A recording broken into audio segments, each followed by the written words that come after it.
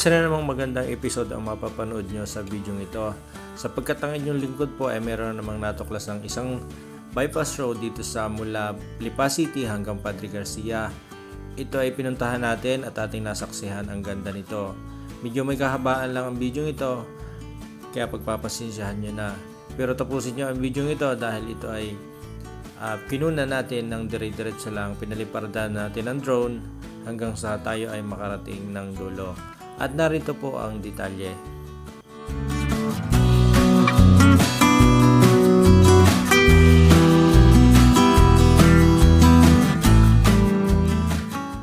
Yes, good day mga boss. Nandito tayo ngayon sa may Barangay Talisay, Lipa, Batangas.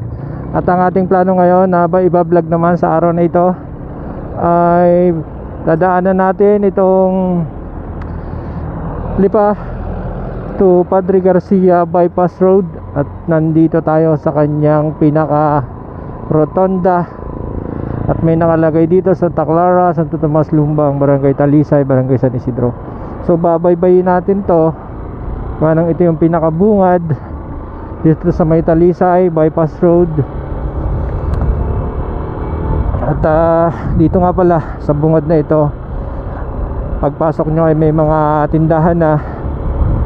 At pwede kayong bumili ng inyong pwedeng baunin sa inyong paglalakbay dito sa Talisay o Lipa to Padre Garcia bypass road. Napakainit ng panahon. At ingat tayo sa ating mga biyahe pagka tayo ay magta-travel na nakamotor. Sa unang bungad, nakita natin na maganda ang daan.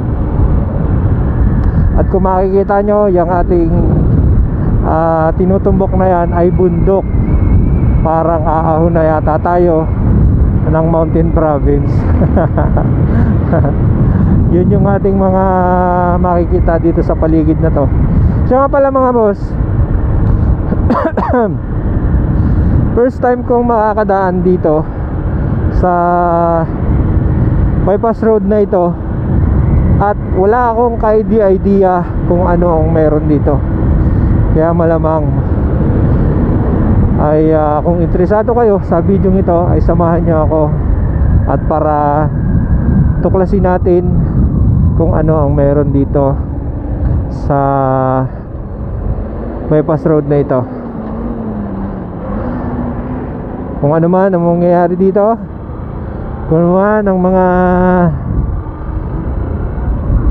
madadaanan natin at mga mangyayari, tayo ba ay makakadiretso doon sa Padre Garcia ay ito na nga, unang sabak. Rough road, pero wala namang nakalagay na close. Diretso lang tayo. Sabi ang pader dito klaseng yun titibagin pa rin. Kung ano, kung hindi yan titibagin delikado yan gumuho pagka nag-ulanan. Ayan ang taas ng pader. Diretso lang tayo. At saka mga boss, alalay lang pagka kayo dadaan dito, lalo na ang gulong ninyo ay manipis na o wala ng spike o wala ng guhit, wala nang mabuhangin dito. Yun yung isa sa ating pwedeng pag-ingatan pagka tayo ay dadaan dito. Ay kainamang may tinitibag dun totoo lang ako'y kinakabahan ako sa pagdaan dito. May tanong agad sa aking isipan na makakadiretso ga tayo. Ongoing construction off-road box culvert not possible for heavy equipment and dump trucks. So motor lang tayo, makakalusot tayo dito. Grabe, mabutas lang itong bundok na to.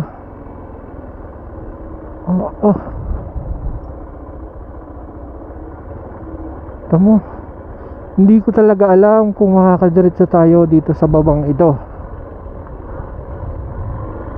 Explore na lang natin. Pero habang kinakabahan ako, ay dyan lang kayo mga boss, huwag kayong bibitaw. Grabe oh. Parang hindi ito daanan.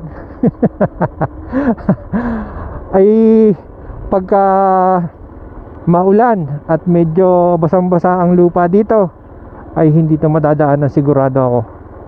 Gawaan ang matarik, maputik, klaseng itong lupang ito. Pagka basa ay malagkit.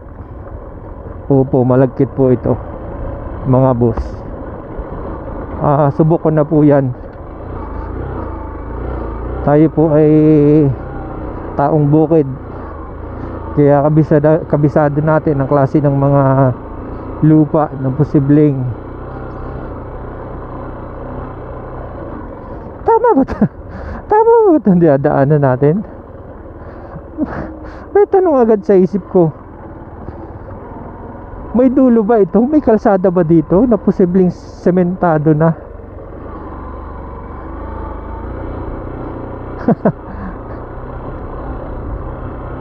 Sana meron, para mabuwasan ng aking kaba. Oh, may tinamaang bahay dito. Uy, ayun, nakatanaw na ako ng ng semento sa may banda ron. So mula dito ay tinitibag pa ang lupa. Grabe no. So nabawas-bawasan ng aking kaba. Meron na tayong dadaan ng semento. Dumaan lang doon sa bundok, tapos ngayon ay sementado na. Grabe ano. Parang may nag-away dito mga backhoe tsaka bulldozer oh. Ay, may buhangin. May purong buhangin dun oh. Yung malalim na yan, purong buhangin. Teka, balikan ko. Teka, tanong lang ako dito. Saan ang lugar to? Anong lugar to?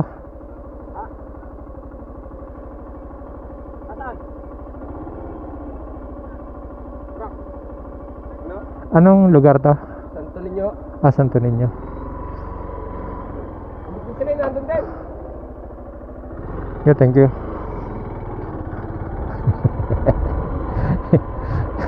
May kausap siya. Kausap ko din. So yan, binubuhusan na. Hindi ko na tuloy na balikan yung purong buhangin.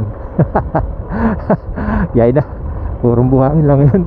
May nahuhukay doon purong buhangin. Kaya ako'y napatigil. So Barangay San Isidro. Ano kaya lugar to?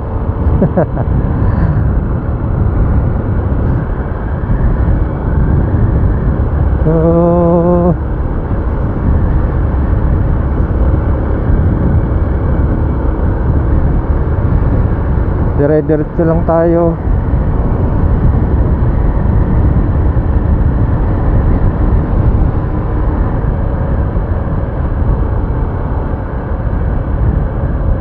Oops. Grabe. Sabintado na siya pero ang daming nakakalat na lupa. Tanyo naman yung ating gilid na dinadaanan no. Ano kayang bundok yan?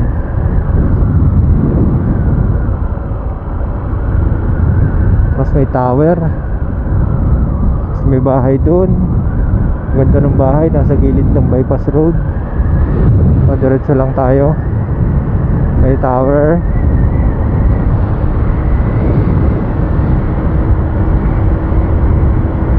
Observe nyo na lang mga boss yung mga dinadaanan natin. At ito yung patunay na merong bypass road dito sa Lipa to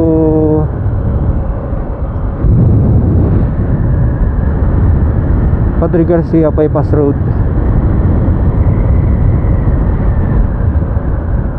Tigil nga lang ako dito muna saglit.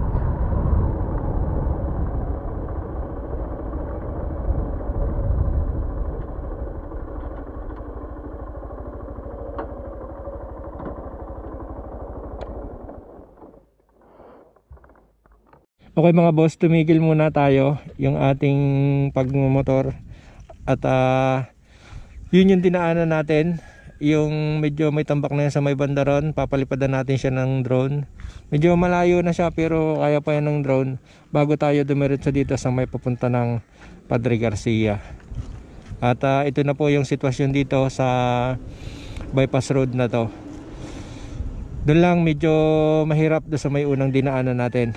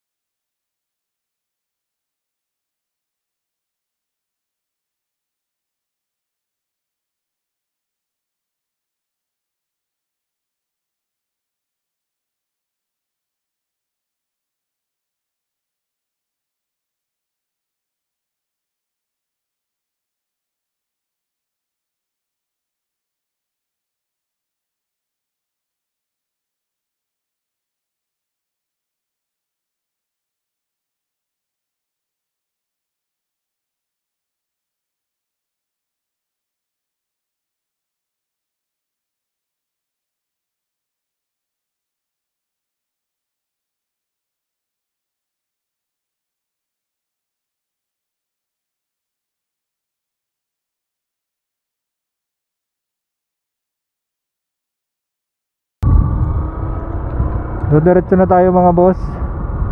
At sadyang malayo pa yata ang ating lalakbayin.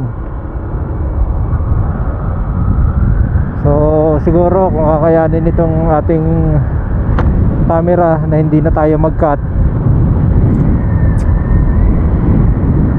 kaya hindi na natin ika-cut. So tayo dire-diretso na lang dito. Kung ano man yung inyong nakikita ay enjoyin nyo na lang. At kung ano din yung nakikita ko ay sigurado yun yung inyong makikita. So pagdating dito, ayan, para tayo nasa mountain province. Napakataas ng bundok na to. Sementado na pero mataas pa yung pader. Delikado yan, hindi safety. Ayusin pa yan sigurado. So ang bilis-bilisan natin para makatipid tayo sa oras. Medyo wala nang ano dito, wala nang buha-buhangin at marami pa din sasakyang nadaan. Nako, putik uli. Ay putik, lupa uli. Tulay pala to. Tawas nitong tulay na to. Gabok, kain ng gabok si madam. Shout to you madam, mananghalian ka ng gabok ngayon.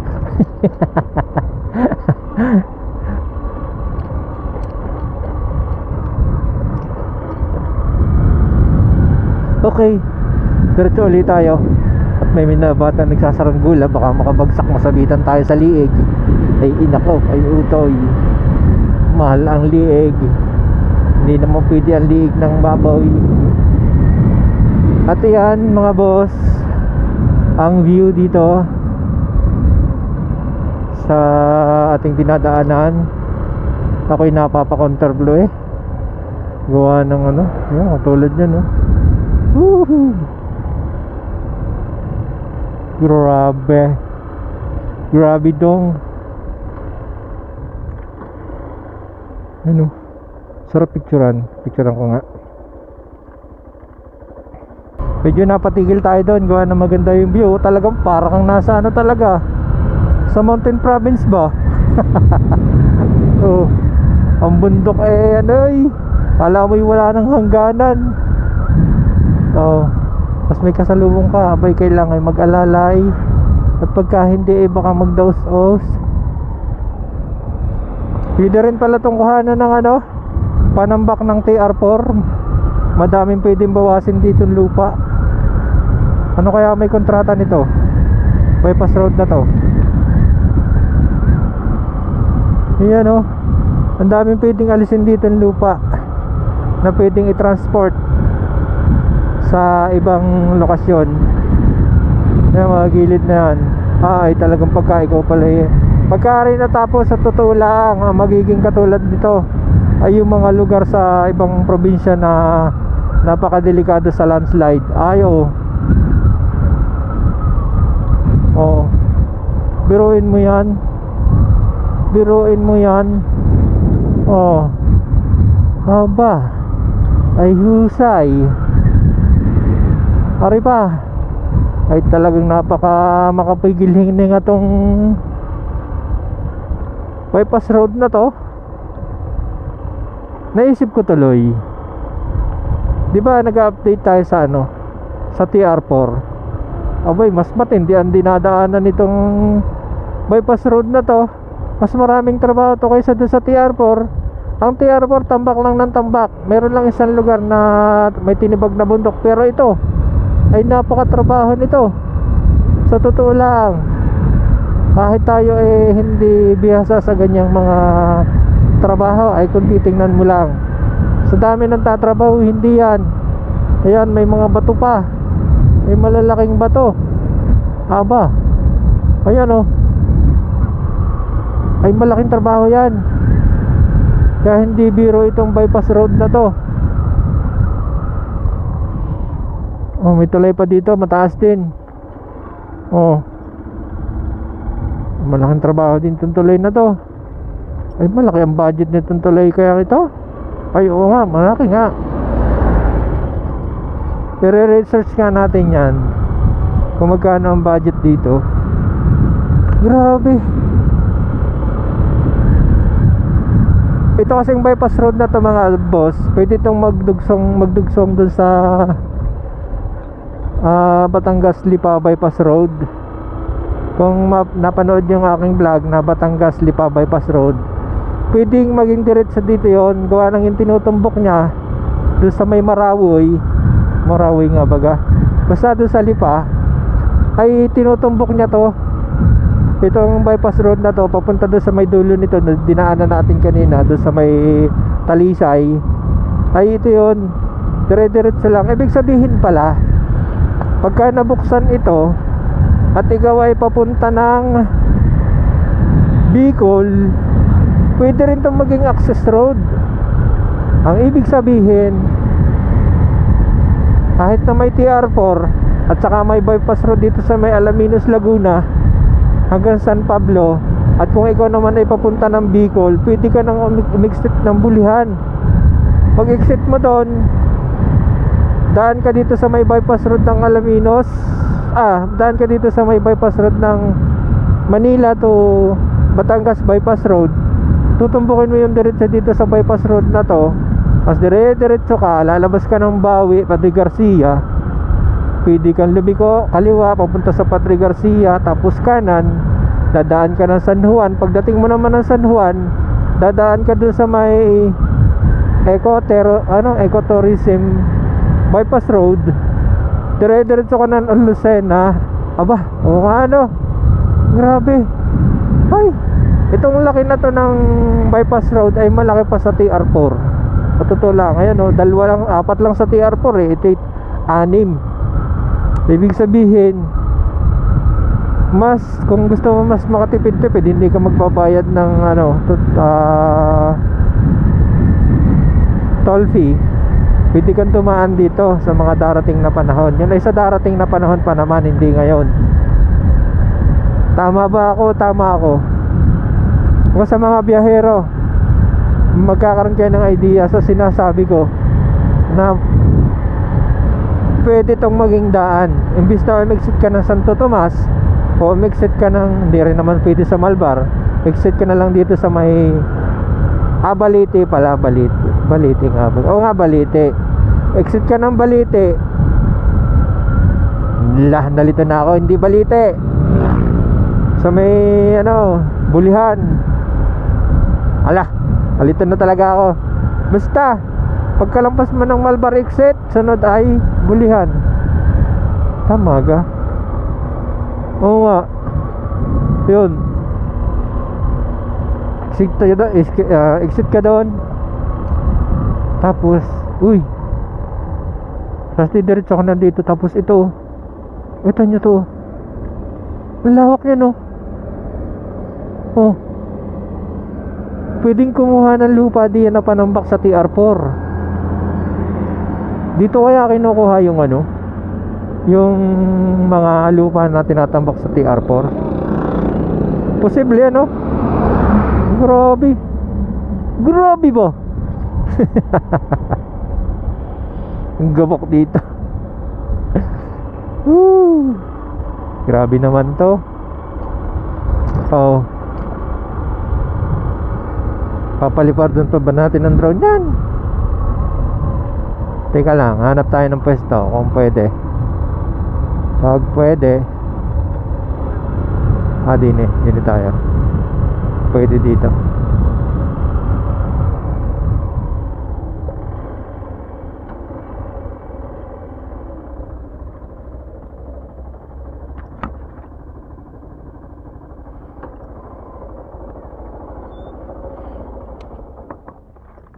Saglit lang mga boss at tayo mag-aerial survey lang.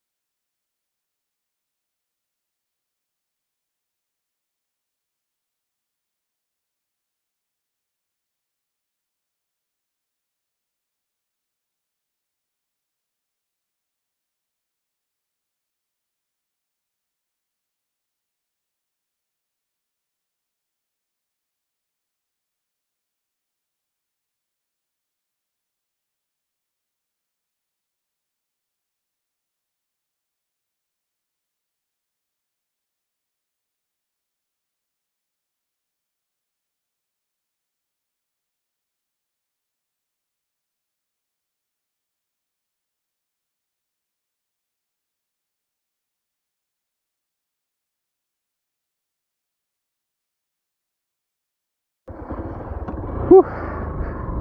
Okay, let's go. Uminit ang upuan ko dun ah. Luto. Luto ka dyan, luto ka. Tumigil kasi ako dun sa may initan. Yun lang yung magandang pwesto para tayo ay makapagpalipad ng drone. Kaya dun tayo tumigil. At ngayon, didiretso pa rin tayo. Tuloy-tuloy pa rin tayo mga boss. Sana kaya pa ng aking battery. Hello battery, kaya pa ga? Ay titibayan mo. At aray mahaba-haba pa. So dito sa lugar na to ay malawak. Malawak pa to sa TR4. Itong bypass road na to. Yan. Mas maganda-ganda dito. Malawak ang malinis na kalsada. Wala na masyadong lupa. Kaya mas okay dito. Tapos nila yung gilid na gano'n, no? Parang yung daanan ng tao. Ginagawa nila. Laging dito sa Batangas, pag nakakita ka ng bypass road, laging mayroong daanan ng tao. Yan, diretso lang tayo dito. At ang sabi nila ay sa may Bawi daw ang diretso nito. Ang problema ko ay mukhang malayo pa tayo. Baka maubos ang ating battery ng ating GoPro. Kaya siguro total ito lang naman yung ating kinukunan dito. Tsaka may napansin tayo, ang daming truck dito. Napick up yan ng lupa diyan sa bypass road na yan. Ang galing naggagawa ng expressway. Tapos saktong ginagawa din tong bypass road na ito. Maraming lupa ang pwedeng tanggalin. Kaya yung lupang tatanggalin dito dadalhin naman ng mga dump truck doon sa posibleng paglagyan. Tulad na lang ng TR4. Pwedeng sa TR4 ang diretso niyan, mga lupang tinatanggal dyan. Kaya tama yung plano nito kung bakit itinayo itong TR4 na to. Napakaganda. Ay, ganda na dito, patag na parang wala na kabundok-bundok dito. Nakalampas na tayo sa sa mga kabundukan. Nagana pa Teka, check ko lang ang aking GoPro. Hello. May battery ka pa kaya pa? Tutunog ka pag hindi mo na kaya. At alam mo namang mayroon ka pa ditong battery. Papalitan kita ng battery pagka hindi mo na kaya. Basta magparamdam ka lang.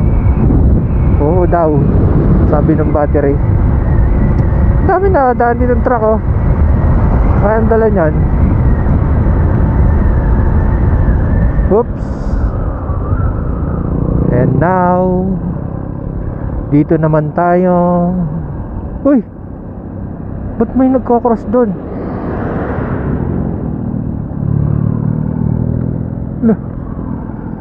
Ay, ito na yata ang Padre Garcia Oo nga, tikali ko ako dito. Hindi na ako papasok. Hanap ako ng lilom. Parang na yata ang Padre Garcia. Ang galing. Ay, oo, Padre Garcia na to.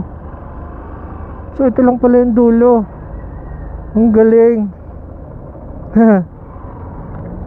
Ligo tayo dito sa lilom. Iyan. Ito na po ang Padre Garcia, Batangas. At dito ang lusutan ng bypass road. Ang galing. Teka lang.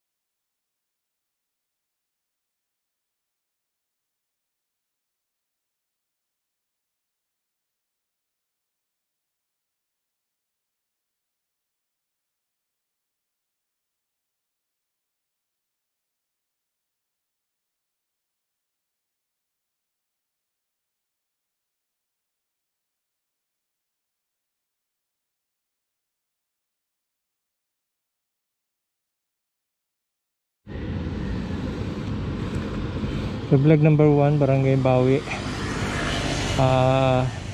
Padre Garcia. So ito yung bypass road na papunta ng Lipa. At napapansin natin na ang daming nadaan dito mga truck na dito kumukuha ng panambak. Ang tanong, saan kaya dinadala yung panambak? Gusto nating malaman. Gawa ng gusto nating ma-discover na yung pala yung mga itinatambak sa mga lugar na ginagawa katulad ng SLEX TR4 ay kung dito kinukuha. Gawa ng syempre nakakapagtaka na ang SLEX TR4 ay maraming tatambakan. Gusto lang nating ma-discover na dito pala dinadala. Yan. Gusto lang natin magkaroon ng idea na natuklasan natin na dito pala kinukuha. So, maganda yun dahil siyempre maraming lugar na ginagawa ay kailangan ng lupa ay na-discover natin na dito pala kinukuha. Nasadya namang saan pa naman ilalagay yan, siyempre gagamitin niya kung saan pwedeng gamitin. So yan, total ako naman ay pauwi na ng pupunta na ako ng way na pupunta ng Chaong. Dito rin naman nadaan yung mga truck, ay di sakto makikita natin kung saan ang punta niya mga yan.